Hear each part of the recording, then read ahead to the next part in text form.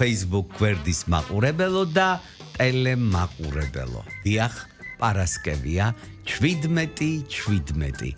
მოკლედ მე მართლა კარგი განწყობა მაქვს, იმიტომ რომ მიყვარს სიცოცხლე და საერთოდ მიყვარს ყველაფერი, იმიტომ რომ იმდენი კარგი ადამიანი მახლავს ირგვლივ, რომ რატომ არ უნდა ვიყო ბედნიერი და ერთ-ერთი უმარია ჩემი ახლა ბესო მახარაშვილი, პროდიუსერი, ჟურნალისტი და მთავარი კარგი ადამიანი. ბესო მოგესალმები.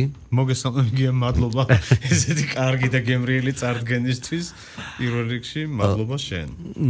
იცი რა, ნახე ყველაფერი სიმართლე ვთქვი, იმიტომ რომ არაერთხელ მithქვამს შენთვის და არაერთხელ მithქვამს შენ ზურგს უკან და თავარი რას ამობ ჩემს ზურგს უკან. ხო, და ის ადამიანები, ვინც გვისმენენ, თუ არა და მე ჩანაწერს ნახავენ, მიხვდებიან რომ მე ეხლა ვთქვი გულწრფელად რაც ვთქვი.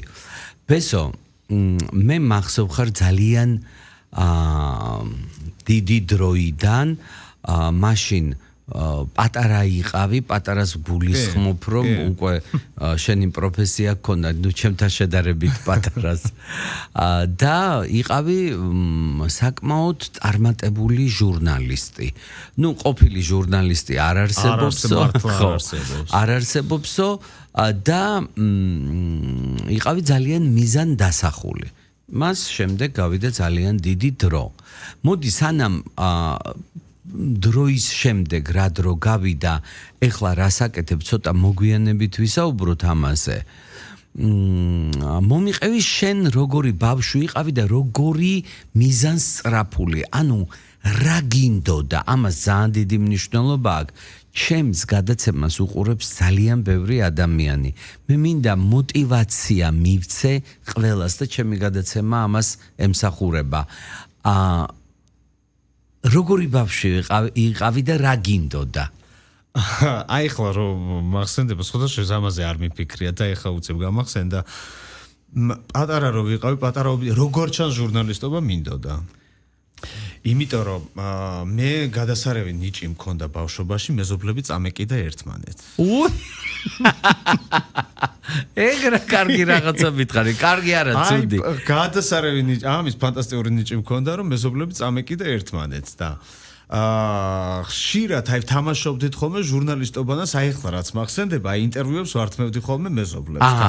მე რაღაცებს რომ იყვებოდნენ ამ ინტერვიუს დროს ესე მეზობლები მიმქონდა მე სხვასთან ეს ამბავი რომ ამან ეს მითხრა ამ დროს და ამას ზოგჯერ ვიგონებდი ისტორიებს ამბებს ვამახინჯებდი ოღონდ მართლა ეხა აბსოლუტურად გულწრფელად გიყვები არ ვიგონებდი და სწორ ან ეს რა მოსაგონერ და სამაყოა რომ მეზობლებს საკიდა მაგრამ არა ამით ეთყობა რაღაცა ეს შინაგანად მქონდა ეს ჩემში რაღაცა იყო ბავშვობიდან რა და იქიდან მოყოლებული რაღაცა მე უფრო გამიჩნდა ინტერესი ჟურნალისტიკაში და ხო მე წავედი მაგრამ ბავშვობას რაც შეეხება თბილად მახსენდება და აი ეს ჩემ პროფესიები ეხლა რაც მაქვს იგივე პროდიუსინგში ვარ ხო ჟურნალისტიკა ის ყველაფერი ერთმანეთთან არის კავშირში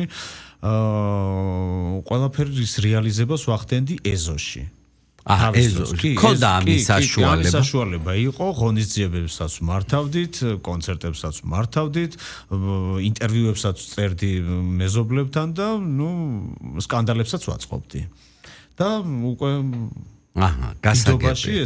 ნუ მონაცემი ყვითელი პრესის იყო. და პირველი ყვითელ პრესაში დაიწყე, ხო? და დავიწყე პირდაპირ ყვითელ პრესაში. მოდი, ეხლა ნახე ერთ რამეს გეტყვი, უცბად გამახსენდა და უნდა გკითხო.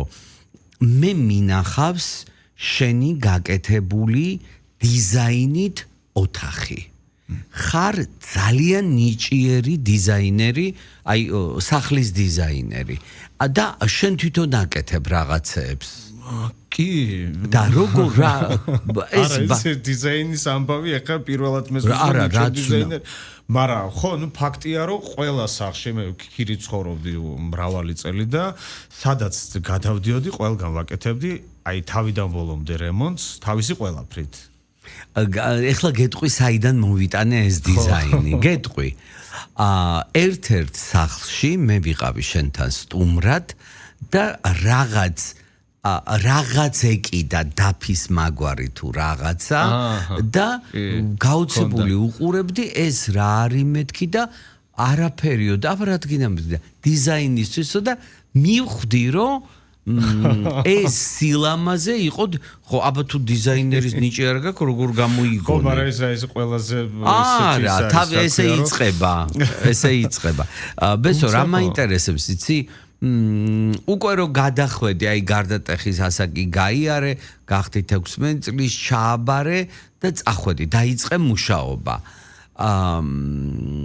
ეს საქმე იყო ის რაც შენ გინდოდა ეს საქმე იყო ის რაც მე მინდოდა სინამდვილეში მე აღმოჩნდა და პრინციპში ყველაზე მეტად კიდე აი ძალიან გვიან ასაკში ვიპოვე სხვათა შორის საკუთარი თავი და პროფესიაც იმიტომ რომ მრავალი წელი დავხარჯე იმის ძიებაში რა მინდოდა რეალურად რა მომწონდა და რა იყო და ძალიან გვიან აღმოვაჩინე რომ ეს იყო პროდიუსინგი და ეს იყო მენეჯმენტი და ეხა ტელევიზიაში რაც შევდგი ფეხი აი ეხლა უფრო ვფიქრობ რომ ძალიან ბევრი დრო დავკარგე და ბევრი წელი დავკარგე იმისთვის რომ ტელევიზიაში არ მოვედი თავის დროზე ხო მე მგონი ჩემს აზრს გეტყვი არ გაქვს დრო დაკარგული იმიტომ რომ რამდენი წელია ტელევიზიაში მუშაობ ალბათ 3 3 წელიწადში ის მიღწევები გააკეთო და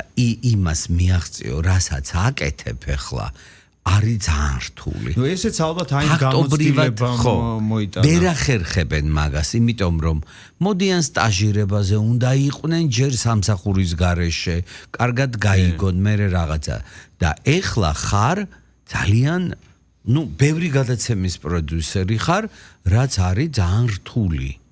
და ამ საქმეს უძღვები ძალიან კარგად. რა მაინტერესებს იცი? აი, როცა ეხლა თქვი, რომ დრო დავკარგეო, რამე დანაკლის განიცდი, რომ აი ეხლა ვერ გააკეთე, ვერაუღე ალღო, ადრე რომ მოსულიყავი, აი არა, ვერაუღე ალღო არა, პირიქით იმდენად კარგად აუღე ყველაფერს ალღო და იმდენად ჩემთვის ორგანული გახდა ეს ყველაფერი და აღმოჩნდა რომ თურმე აი როგორც თევზი წყალში ისე ვარ ახლა ამ სფეროში რომ აი მაგიტო უნანობ რომ თავის დროზე რომ მოსულიყავი შემედგა ფეხი მაგრამ ნუ მე ერთი ძალიან მძიმე გამოცდილება მაქვს 2015 წელს ალბათ შევდგი ფეხი ტელევიზიაში და იმდან მძიმე გამოცდილება მივიღე ორ კვირაში რომ მას მერე საერთოდ აგრძალე ტელევიზიისკენ გახედვა და აღარ მომინდა არასოდეს და ეხლა საი შემთხვევით აღმოჩნდი იმედში და საბედნიეროდ აღმოჩნდი ეთყობა ესე უნდა ყოფილიყო რომ ეხლა აღმოჩნდი. ხო იცი ბედი ყოველთვის იქ მიგიყვან სადაც კარგად უნდა იყო. და რა მაინტერესებს იცი? თუ გაქვს ან თუ გიფიქრია იმაზე რომ ეხლა ბევრ გადაცემაზე ხარ, აი დამოუკიდებელი პროექტი გააკეთო, შენი პროექტი და იყო გადაცემის პროდიუსერი. დამოუკიდებელ პროექტზე არ მიფიქრია სხვათა შორის, იმიტომ რომ რამდენ გადაცემაზეც ვარ, ყველა გადაცემა არის რადიკალურად განსხვავებული ერთმანეთისგან თავისი სტილით და ფორმატით. და ყველა გადაცემას რაღაცნაირად ისე მოვერგე, ანუ ის რისი გაკეთება შემიძლია ერთგან, მეორეგან არ შემიძლია. ის რისის გაკეთების უფლებაც მაქვს ერთგან, მეორეგან ვთქვათ იმას არ ვიზავ, ხო? შესაბამისად სტუმრებია, თემებია, ყველაფერი აბსოლუტურად არის განსხვავებული და ეს რაღაცნაირად მივსებს აი ამ ჩემ იმას, იმიტომ რომ ერთ გადაცემაზე რო ვიყო, მიბმული შეიძლება ვთქვათ ვიყო მარტო იმისკენ ორიენტირებული, რომ კონკრეტულად აი ესეთი სტილის გადაცემა უნდა ვაკეთო, ხო? და რადგან მე ხა მაქვს ფართო არჩევანი სხვა გადაცემებში სტილის და ფორმატის ეს უფრო რაღაცნაირად კიდე უფრო მიხალისებს დროს და მიმსუბუქებს სამუშაოს. თუმცა საკუთარი გადაცემა ერთი იდეა კი მაქვს თავში, მაგრამ ჯერ ხარშაო. მოხარშ. ოღონდ არ გადაიხარშოს დროზე გაგვაგებინე. ბევრ პროექტებში, აი ტელევიზიის გარეთაც ბევრ პროექტებში გიმუშავია და ეხლა აკეთებ ძალიან საინტერესო აი ჩემთვის უსაყვარლეს პროექტს ესენი არიან ბავშვები. საბავშვო. მომიყევი. ხო, ნუ ხა არ მეთლათ ეს რეკლამათ არ მინდა რომ ჩამეთვალოს, მაგრამ ხო, არ არის რეკლამა, კარგი საქმე, არ არის რეკლამა. აი, სხვათაშორის ცხოვრებაში არასოდეს არ გამიკეთებია ისეთი საქმე, რაც იყო მოტივირებული მხოლოდ ფული. ანუ ყოველთვის ვაკეთებ იმას, რაც მე სიამოვნებს და რაც სხვას ანიჭებს სიამოვნებას და აბედნიერებს. ეს არის ამომავალი წერტილი ჩემთვის და ალბათ ამიტომ გამომდის ის საბავშვო ჟურნალებიც კარგი და ამიტომაც ტელევიზიაშიც რაღაცა თუ რაღაცნაირად შევდექი და მეტნაკლებად კარგად გამომდის ეს საქმე ეს არის ალბათ ამის დამსახურება და ბავშვებს რაც შეეხება ხო ბავშვები თითქოს ერთ შეხედვით არ მიყვარდა ბავშვებთან ურთიერთობა. ურთიერთობა და ესე რა ქვია, მაგრამ აი ამ პროექტის ფარგლებში ძალიან შემიყვარდნენ ბავშვები და მუდმივ ურთიერთობა მაქვს აი პირველიდან მეოთხე კლასიდან, ნუ ბაღის ბავშვებიც ზოგჯერ. და იმდენად საყვარლები არიან და იმდენად მაბედნიერებენ გადაღების პროცესში კი მაწვალებენ, მაგრამ აი მე უკვე როცა მზადდება ეს ხო აი ყველა მახსოვს აბსოლუტურად გადაღების პროცესიდან და კომპიუტერში ვზივარ და ველაპარაკები ხოლმე ჩემი ვიღაცამ რომ შემოხედოს გიჟივე გონები თუ ეს სულ ვეფერებდი მახსოვს იმან რომ იქ გადაღების დროს ისე რომ გააპარა თვალი და ისე რომ რაღაცა თქვა და ესე ესე რა ქვია გიждები ამ ჩემ პროექტზე და სხვადასხვა ბევრს ეგონა რომ რადგან ტელევიზიაში დავიწყე მუშაობა გავაჩერებდი ამ პროექტს და აღარ გავაკეთებდი ამ ჟურნალებს მაგრამ არავითარ შემთხვევაში ეს მიყვარს მომწონს და აი ერთი ისე ყველაზე მეტად ის რა მაბედნიერებს აი გამზადებული ჟურნალები რომ მიგაქვს ამ ბავშვებთან როგორი თვალებით გიყურებენ და როგორ გამოხატავენ ემოციას აი ამ ეს ემოცია მიიღირს მთელ აი ამ თქვათ ორთვიან წვალება და ღამისთენებება აბესო რა მაინტერესებს იცი შენ ნუ ალბათ იცი როცა ამ ხელა პროექტს უძღვები იცი რამხელა კარგ კეთილ აი ისტორიულ რაღაცას ქმნი რომ აი მოზარდი იზრდება გახდება დიდი და თავის ფოტოებს ნახულობს იმ ჟურნალში შენი სურათი არის თუ არა არ არის ჩემი ჟურნალი მომისმინე არა ნახე მე გეტყვი ნახე მე ვარ იდეალური მარკეტოლოგი მე ვარ ძალიან სწორი ადამიანი და სწორად ხედავს ყველაფერს ჩემი რჩევა იქნება სადღაც ბოლოში გააკეთო პატარა წამძღვარება რომ არსებობს ბესო მახარაშვილი რომელსაც უხარია და უყვარს ბავშვები და ქმნის ისტორიას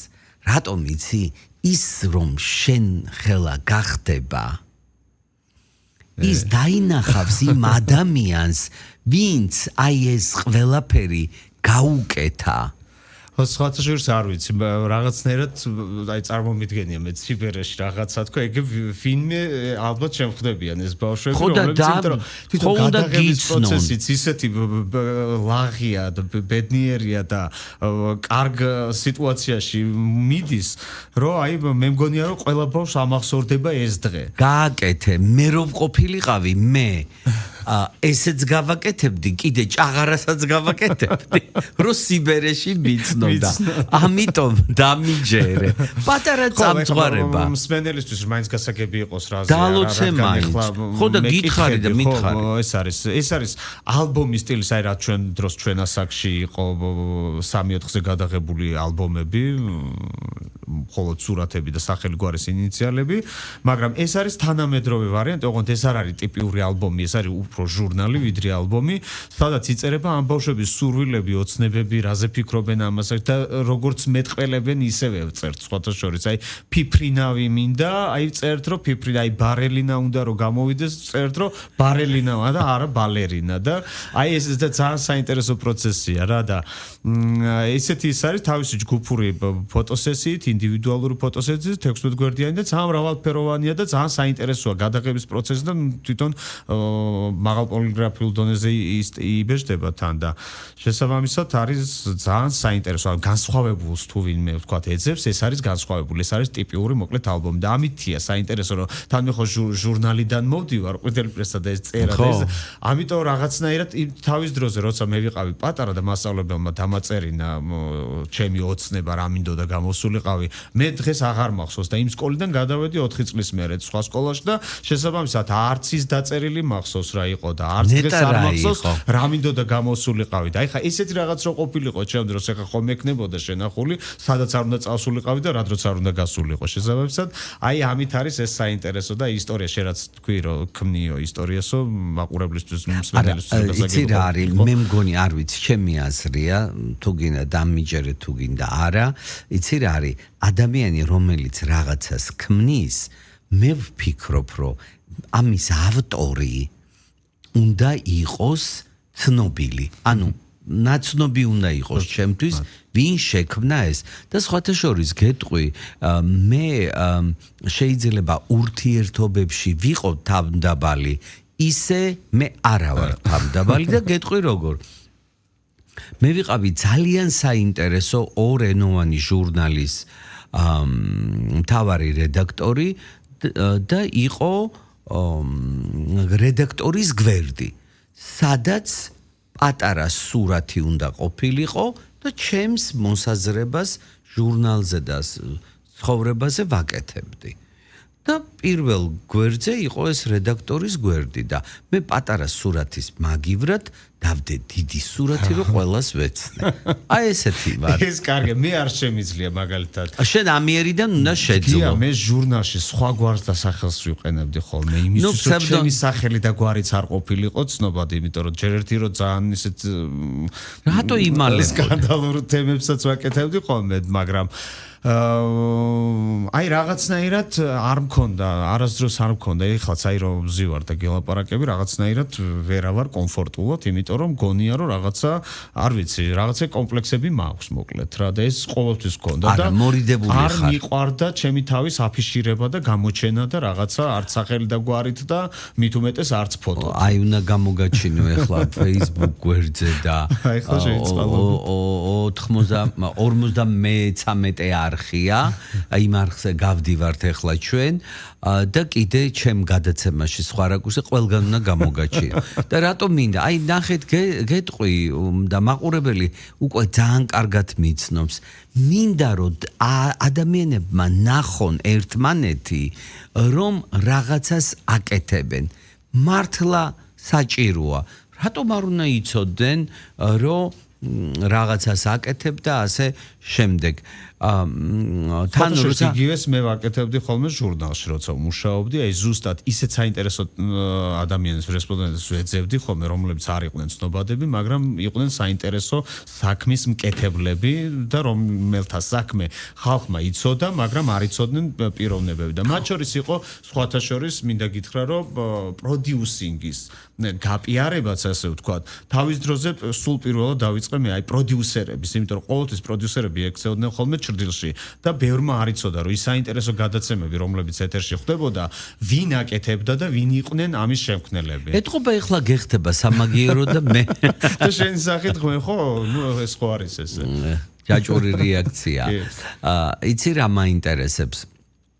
ნახე საკმაოდ პრაქტიკული ადამიანი ხარ იმ კუთხით ხო დღეს შენ შემდგარი ადამიანი ხარ ალბათ არის რაღაცა გეგმა ან დაუშვათ წერ ან ფიქრობ ამას გავაკეთებ ერთი სიტყვით როგორ იგეგმები ხვალდაზე კი არა აი დაუშვათ 3 წელიწადში ესეთი გეგმა თუ ეხლა ჩვენ რეკლამაზე გავდივართ და რეკლამის შემდეგ აი ამ თემაზე რომ ვისაუბროთ